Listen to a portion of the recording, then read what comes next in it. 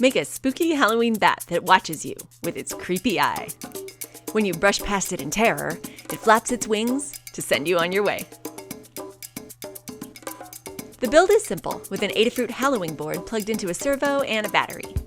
You can cut the bat shape by hand or with a cutting machine. Hot glue and a little wire complete the build. Tie on a piece of conductive thread to make a secret spiderweb-style trigger to make the wings flap.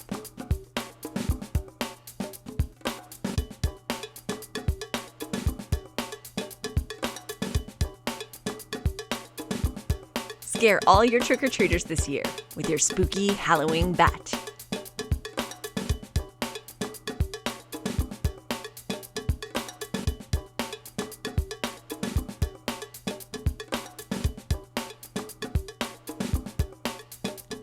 See the full build tutorial at learn.adafruit.com, and remember to subscribe for more fun Adafruit projects.